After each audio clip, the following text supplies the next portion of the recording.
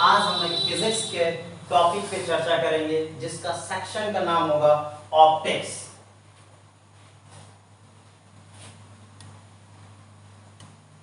Optics यानी हिंदी में बोले तो प्रकाशिकी या ऑप्टिक्स को ही बोला जाता है लाइट यानी प्रकाश। तो ऑप्टिक्स यानी लाइट को स्टार्ट करने से पहले सबसे पहले हम प्रकाश के बारे में जानते हैं। तो प्रकाश क्या होता है इसे आप समझने की कोशिश करिएगा। हम जानते हैं, बचपन से ही जानते हैं कि प्रकाश एक प्रकार की ऊर्जा होती है जो जब किसी वस्तु पे पड़ती है तो उस वस्तु पे पड़ने के बाद वो उससे परावर्तित हो जाती है, अर्थात वो रिफ्लेक्ट हो जाती है। और रिफ्लेक्ट होने के बाद जब वो हमारी आंखों पे पड़ती है तो हमारी आंखों को उत्तेजित कर देती है, जिस कारणवश प्रत्येक वस्तु हमें दिखाई देती है। अर्थात आप एक शब्दों में कह सकते हैं कि प्रकाश एक प्रकार की ऊर्जा है। और प्रकाश की जितनी भी टाइप के अध्ययन होते हैं यानी प्रकाश की पूर्ण व्याख्या जो की जाती है वो ऑप्टिक्स के अंतर्गत की जाती है, अर्थात प्रकाशिकी के अंतर्गत की जाती है। यानी हम एक लाइन में कह सकते हैं कि प्रकाश की जो संपूर्ण जानकारी हमें मिलती है वो प्रकाशिकी के अंतर्गत मिलती है, अर्थात प्रकाश के अध्ययन को ही हम प्रकाशिकी कहते हैं। प्रकाशिकी अर्थात ऑप्टिक्स के बारे में हम देखें तो प्रकाश के वर्णन करने के क्रम में बहुत सारे वैज्ञानिकों ने अपने अलग अलग मत दिए हैं, बहुत सारे वैज्ञानिकों ने अपने अलग अलग सिद्धांत दिए हैं। उन सिद्धांतों को हम एक क्रम में पढ़ेंगे कि कौन सा वैज्ञानिक पहले आया और उसने अपने क्या सिद्धांत दिए थे। तो सबसे पहले प्रकाशिकी में हम सबसे पहले वैज्ञानिक का नाम पढ़ेंगे जिनका नाम है न्यूटन। न्यूटन जिनका पूर्ण नाम आप जानते हैं आइजैक न्यूटन। तो जब सबसे पहले सपोज करेगा मैं स्टोरी की तरह आपको एक कहानी सुनाना चाहूंगा कि एक बार क्या हुआ था कि बहुत सारे वैज्ञानिकों का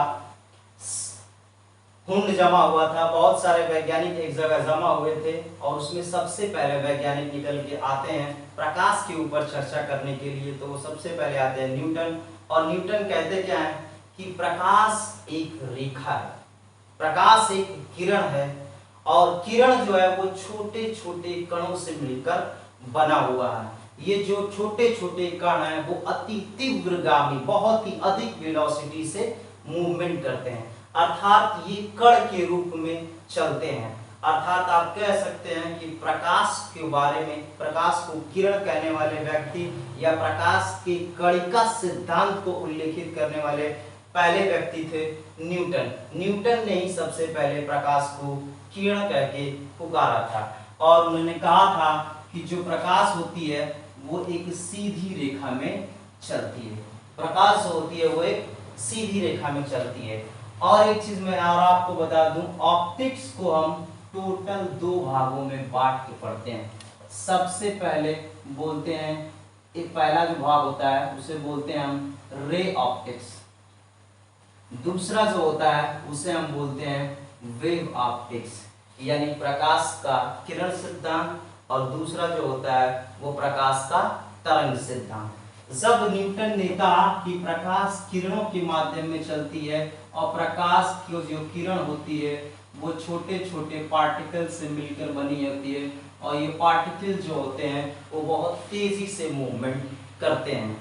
तो साथ ही साथ न्यूटन ने ये बताया कि ये जो कण होते हैं, हम और आप जानते हैं कि द्रव्य की तीन अवस्थाएं होती हैं, ठोस, द्रव और गैस। मुख्यतः छोटे लेवल पे हम समझें तो द्रव्य की तीन अवस्थाएं होती हैं और इन तीनों अवस्थाओं में से जो ये प्रकाश के कण होते हैं वो किसी अवस्था में नहीं पाए जाते हैं। न ही जो प्रकाश के कण होते हैं वो ठोस अवस्था में पाए जाते हैं, न द्रव अवस्था में पाए जाते हैं, न गैस अवस्था में पाए जाते हैं। क्यों?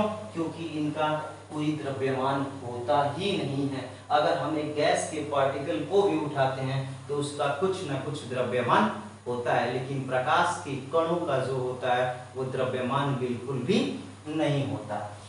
और साथ ही साथ न्यूटन ने अपने सिद्धांत यानी किरण सिद्धांत से दो चीजों की व्याख्या की।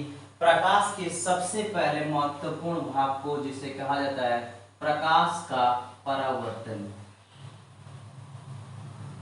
और दूसरे पॉइंट की भी उन्होंने व्याख्या की, जिसे कहा जाता है प्रकाश का अपवर्तन, यानी रिफ्लेक्शन ऑफ लाइट और रिफ्रैक्शन ऑफ लाइट। न्यूटन ने सबसे पहले प्रकाश को कण कहा, कण का सिद्धांत दी, प्रकाश को रेखा नाम से पुकारा, और साथ ही साथ उन्होंने दो चीजों की व्याख्या की, प्रकाश के अपवर्तन और प्रकाश के परावर्तन को। तभी सब उसी भीड़ में बैठे हुए, उसी झुंड में बैठे हुए एक दूसरे वैज्ञानिक उठ के खड़े होते हैं, जिनका नाम है हाइजेन। जिनका नाम है हाइजेन। हाइजेन उठ के खड़े होते हैं और न्यूटन से प्रकाश के व्यतिकरण के बारे में पूछते हैं, और न्यूटन इस बात को सिद्ध करने में फेल हो जाते हैं। तब वहीं से अपने हाइजेन एक अलग थ्योरी देते हैं, और वो कहते हैं कि जो तुम कह रहे हो कि प्रकाश एक रेखा है, ये बिल्कुल ही बात क्या है, गलत है। हाइजेन कहता है कि प्रकाश एक तरंग है, प्रकाश एक तरंग है। तो हाइजेन से पूछा जाता है कि ठीक है, आप तरंग को डिफाइन करिए। तो हाइजेन कहता है कि ये जितनी भी दुनिया है, ये जितनी भी पृथ्वी है, ये काल्पनिक ईथर के रूप से भरी हुई है, काल्पनिक ईथर के रूप में भरी हुई है। और ईथर के एक छोटे से हम प्रत्यास्थ भाग को जब लेके उसका अध्ययन करते हैं, तो उसे ही हाइजेन ने कहा कि ये छोटा सा जो प्रत्यास्थ भाग होता है वो तरंग कहलाता है। अर्थात न्यूटन ने तरंग को, काल्पनिक ईथर के एक छोटे से प्रत्यास्थ भाग को तरंग कहा था। हाइजेन ने कहा था कि ये जो तरंगे होती हैं वो तरंगार के रूप में चलती हैं, यानी जो वेव होती हैं वो वेव फ्रंट के रूप में चलती हैं। इन्हें क्या कहा जाता है, तरंगार।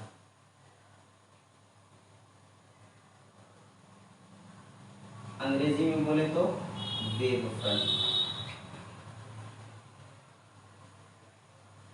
अर्थात हाइजेन ने सबसे पहले वेव थ्योरी, लाइट की वेव थ्योरी सबसे पहले किसने दी थी, तो हाइजेन ने दी थी। हाइजेन ने अपने इस वेव थ्योरी से तीन महत्वपूर्ण टॉपिक को, यानी तीन महत्वपूर्ण पॉइंट को प्रूव किया। जो सबसे पहला पॉइंट था उसे बोला जाता है व्यतिकरण, इंग्लिश में बोलते हैं इंटरफेरेंस।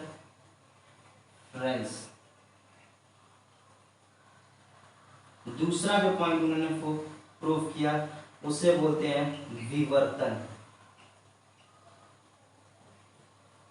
तीसरा जो पॉइंट उन्होंने प्रूव किया उसे बोलते हैं ध्रुवीकरण।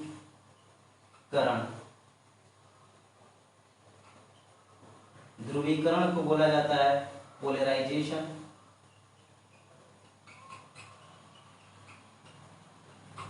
और विवर्तन को बोला जाता है डिफ्रैक्शन। विवर्तन को बोला जाता है डिफ्रैक्शन।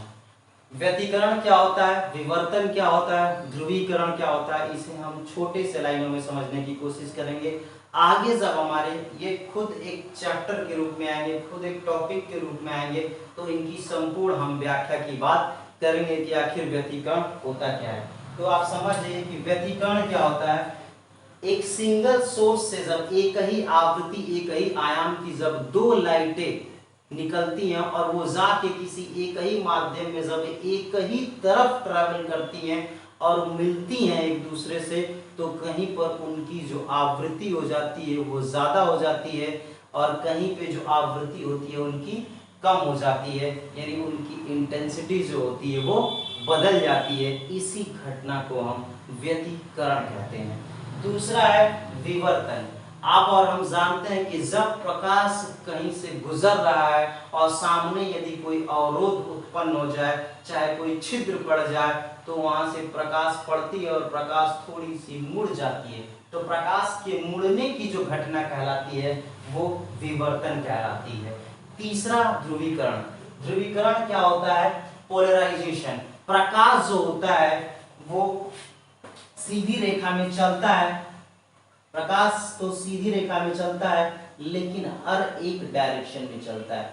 ऐसा नहीं है कि प्रकाश एक ही दिशा में चलता है, हर एक डायरेक्शन में चलता है। और अगर हम एक पोलराइजर लगा के प्रकाश को एक दिशा में फिक्स कर दें तो इसी घटना को हम कहते हैं पोलराइजेशन। पोलराइजेशन का एग्जाम्पल जैसे हम सूर्य को एक्सरे जो आता है ना आपका, उससे देखते हैं तो वो पोलराइजेशन का कार्य करता है। जैसे आप प्लेन में बैठे रहते हैं, जो शीशे लगे होते हैं वो पोलराइजेशन के कार्य करते हैं। इन सारी बातों को हम आगे चल के बहुत अच्छे से पढ़ेंगे। आइए अब हम तीसरे वैज्ञानिक की चर्चा करते हैं। कोई दिक्कत है हमारे साहब? ठीक है ना, सब कुछ दिख रहा है ना? है?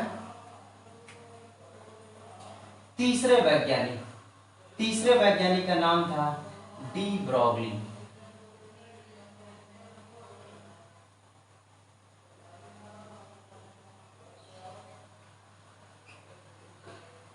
तीसरे वैज्ञानिक का नाम था डी ब्रॉगली। डी ब्रॉगली कुछ नहीं, जब देखा गया कि कोई कह रहा है कि प्रकाश कणों की तरह बिहेव करता है, न्यूटन कह रहे हैं प्रकाश कणों की तरह बिहेव कर रहा है, हाइजन कहता है कि प्रकाश तरंगों की तरह बिहेव करता है, तो इन्हीं दोनों की थ्योरी को चुराते हुए डी ब्रॉगली ने कह दिया कि प्रकाश जो होता है वो कभी कभी कणों की तरह भी बिहेव करता है और कभी कभी तरंगों की भी तरह बिहेव करता है। अर्थात इन्होंने प्रकाश के दोहरी प्रवृत्ति को बताया था। ड्यूअल नेचर ऑफ लाइट जो बताए थे वो डी ब्रॉगली ने बताया था, यानी प्रकाश की दोहरी प्रकृति, यानी प्रकाश को दोहरी प्रकृति का कहने वाले वैज्ञानिक का नाम था डी ब्रॉगली। डी ब्रॉगली ने अपने प्रकाश की दोहरी प्रकृति को बताया था। अब तीसरे वैज्ञानिक की तरफ चलते हैं।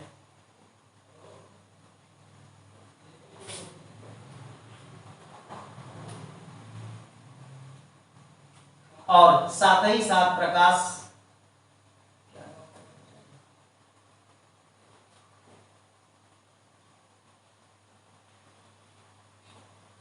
यानी प्रकाश को कण के तरह भी और प्रकाश को तरंग के तरह भी व्यवहार के रूप में देखने वाले वैज्ञानिक का जो नाम था वो डी ब्रॉगली था। इसके बाद जो चौथे वैज्ञानिक आते हैं उनका नाम है प्लांक।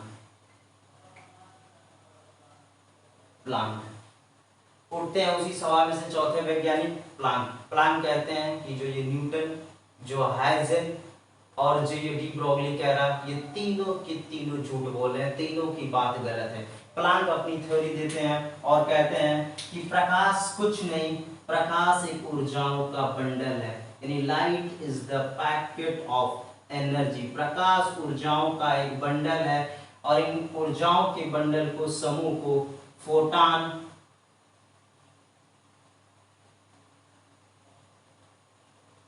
या क्वांटा कहा जाता है।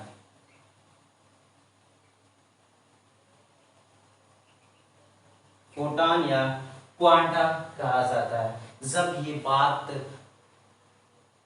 प्लांक कहते हैं तो उन्हीं के समकालीन एक वैज्ञानिक होते हैं जिनका एक नाम भली भांति जानते होंगे, आइंस्टीन। आइंस्टीन कहते हैं कि प्लांक जो है वो कह रहा है कि प्रकाश ना तो कण है ना ही तरंग है, ये प्रकाश जो है ऊर्जाओं का बंडल है। तो यदि इसमें ऊर्जा होगी तो कोई ना कोई घटना घटित तो होनी चाहिए। इन्हीं के समकालीन पांचवें वैज्ञानिक आइंस्टाइन।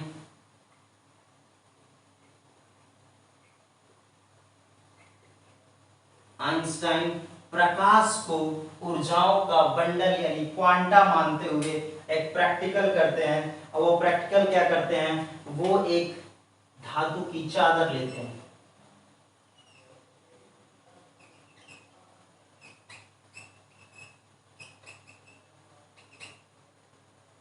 धातु की चादर लेते हैं और उस पे प्रकाश को आपतित करा देते हैं।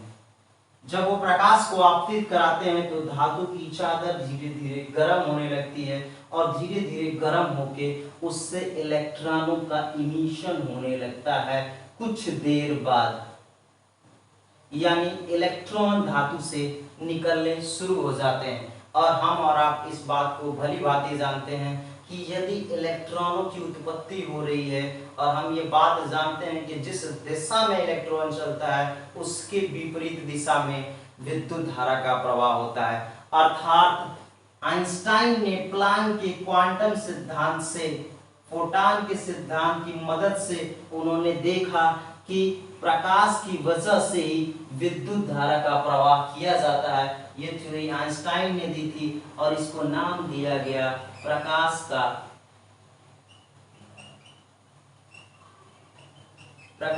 का विद्युत प्रवाह या प्रभाव भी बोल सकते हैं। और आइंस्टाइन ने ये बात कही कि जो प्रकाश होते हैं, प्रकाश की एनर्जी जो होती है वो E = h होती है और h जो होता है वहां पे प्लांक कांस्टेंट होता है। अगले वैज्ञानिक जो आते हैं, और इसी के कारण एक महत्वपूर्ण बात और है कि इसी आइंस्टाइन को इसी समय इसी प्रकाश विद्युत प्रवाह के कारण 1921 में उन्हें नोबेल पुरस्कार से भी नवाजा गया था।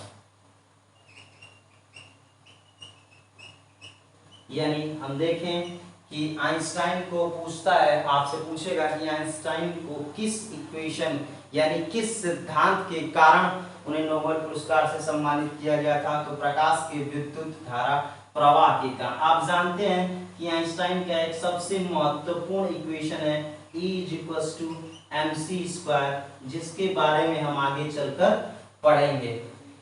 मास एनर्जी का रिलेशन डिफाइन करते हैं आइंस्टाइन, इसको आगे हम चल के पढ़ेंगे। होता क्या है कि लोग क्या करते हैं कि E = mc² के कारण सोचते हैं कि आइंस्टाइन को नोबेल पुरस्कार से नवाजा गया था, लेकिन बिल्कुल ऐसा नहीं है। प्रकाश विद्युत के धारा प्रवाह के कारण आइंस्टाइन को नोबेल पुरस्कार से नवाजा गया था। इसके बाद छठे वैज्ञानिक और अंतिम वैज्ञानिक आते हैं जिनका नाम है मैक्सवेल।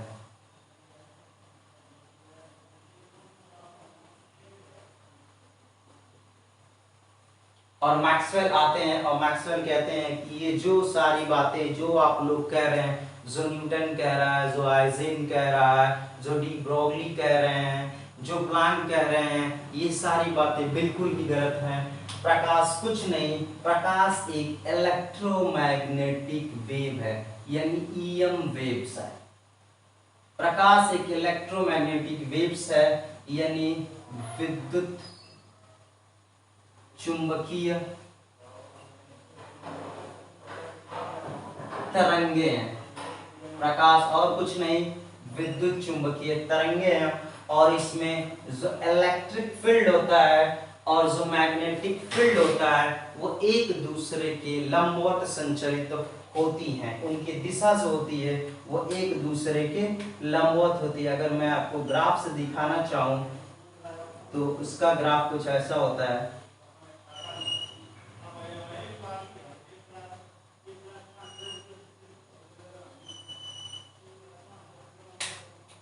इसमें ये जो है मान लीजिए कि इलेक्ट्रिक फील्ड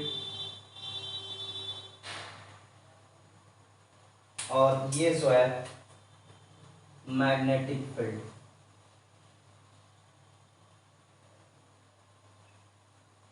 ये मैग्नेटिक फील्ड को B से दिखाते हैं और इलेक्ट्रिक फील्ड को E से दिखाते हैं।